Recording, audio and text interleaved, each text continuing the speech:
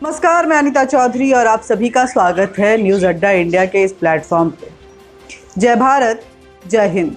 15 अगस्त आने वाला है और 26 जनवरी के तरह ही 15 अगस्त को भी सो कॉल्ड किसान आंदोलन एक बार फिर देश के खिलाफ अपने षड्यंत्रों को बुलंद कर रहा है। राकेश टिकैत एक तरफ जहां लखनऊ, दिल्ली की तरह लखनऊ घेरने की धमकियां दे रहा है और न जाने कैसे कैसे गृह युद्ध जैसी बातें कर रहा है, वहीं खालिस्तानी संगठन भी अब एक्टिव हो गए हैं। सिख फॉर जस्टिस, जो कि खालिस्तान की हमेशा से मांग कर रहा है, अभी तक उनकी मांग जो है ख़त्म नहीं हुई है। हालांकि भारत में ये मुद्दा 40 साल पहले ख़त्म हो चुका है, लेकिन ये खालिस्तानी टेररिस्ट विंग अभी तक शांत नहीं पड़ा है। कनाडा से ये और ब्रिटेन से ये अपनी जो आहटें हैं वो गाहे बेगाहे तेज करते रहते हैं, क्योंकि पंजाब में इलेक्शन आने वाला है, इसलिए एक बार फिर ये एक्टिव हो गए हैं। किसान आंदोलन की आड़ में खालिस्तानी जिस तरह से भारत की संप्रभुता को चुनौती दे रहे हैं, उससे ऐसा लग रहा है कि अंदर से भी कहीं ना कहीं किसी न किसी का सपोर्ट जरूर मिल रहा है। 26 जनवरी की तरह ही एक बार फिर 15 अगस्त को लेकर के खालिस्तानी संगठन सिख फॉर जस्टिस, SFJ जिसको बोलते हैं, उसका मुखिया गुरपतवंत सिंह पन्नू ट्विटर पे एक्टिव हो गया है। आपको पढ़ के सुनाती हूँ क्या लिखता है वो ट्विटर पे। गुरपंत सिंह पन्नू ने लिखा है कि माफ कीजिएगा कि सोशल मीडिया के जरिए किसानों को भड़काने के लिए गुरपतवंत सिंह पन्नू ने लिखा है कि जब तक पंजाब, कश्मीर, पश्चिम बंगाल, आसाम और महाराष्ट्र का भारत से अलग होना निश्चित नहीं होता, तब तक ये पूरी जीत नहीं होगी और कृषि कानून को रद्द करने का यही एकमात्र उपाय है। ये ट्विटर पर गुरपतवंत सिंह पन्नू ने लिखा है, जो कि खालिस्तानी संगठन का मुखिया है। खालिस्तान की आड़ में वो भारत को बर्बाद करना चाहता है और बोल रहा है कि हजारों की संख्या में ट्रैक्टर रैली निकालिए।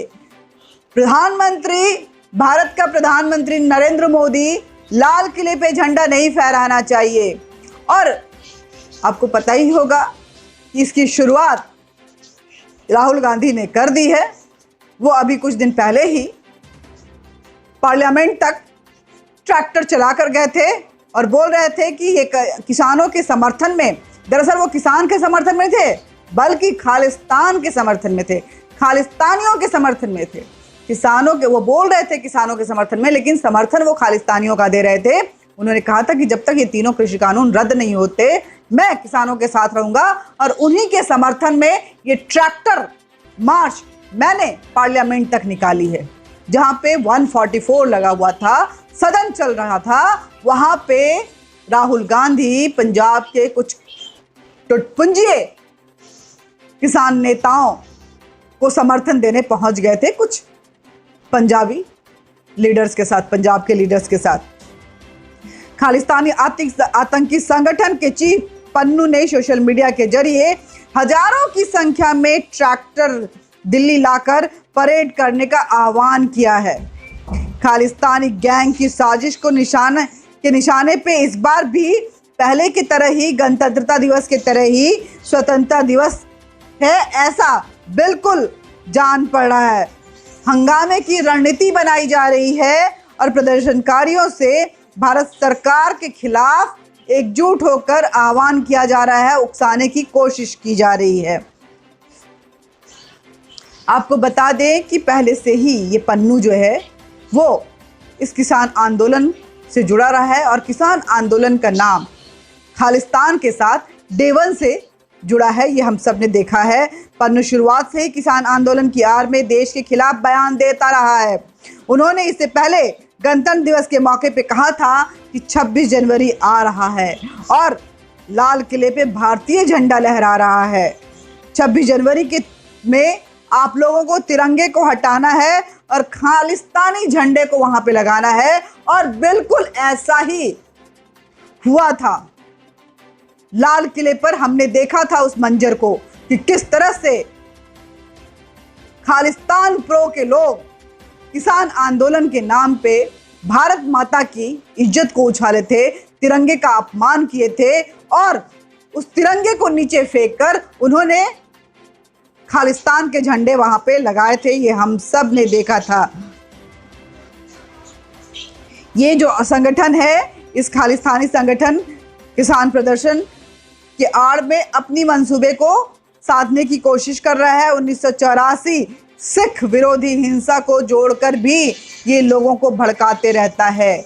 और आपको बता दें कि इसमें एक नई चीज जो बात, इससे ये भी साफ होता है कि हाँ, किसान आंदोलन जो है वो खालिस्तान से जुड़ा हुआ है, क्योंकि रोल्दू सिंह मानसा जो कि बहुत बड़े पंजाब के किसान नेता माने जाते हैं, वो भी इस प्रदर्शन में शामिल थे। और वो अपने भाषण के दौरान उन्होंने कहा कि हमारा किसानों के समर्थन में आंदोलन है, हमारा खालिस्तान के साथ कुछ भी लेना देना नहीं है, पन्नू को इस मामले में पढ़ने की जरूरत नहीं है और अगर पन्नू पढ़ता है तो मैं उसका विरोध करता हूं।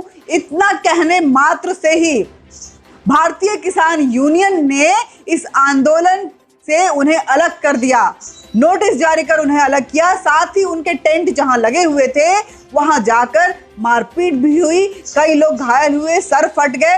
ये हाल है इस किसान आंदोलन का।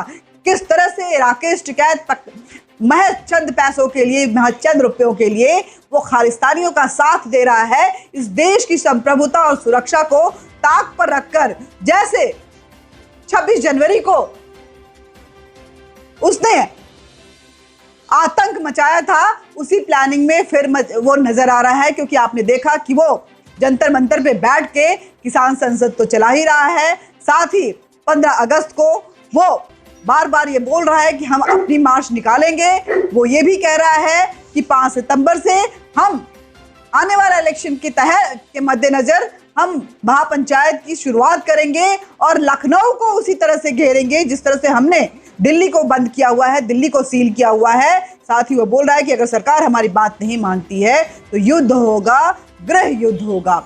ये किस तरह के बयान है आप समझ सकते हैं। शुरुआत से ही ये नाम आपको बता दें कि ये जो अंग्रेज थे उन्होंने जाते जाते, क्योंकि भारत एक मजबूत राष्ट्र था, ये अंग्रेजों को भी पता था, तो इसको तोड़ना, जब तक वो तोड़ते नहीं और भारत के चारों तरफ कुछ आतंकवादी और कुछ अस्थिरता फैलाने वाले तत्वों को पैदा नहीं करते, तब तक उनका जाना सार्थक नहीं होता। जाना उनकी मजबूरी बन गई थी कि भारत एकजुट हो चुका था।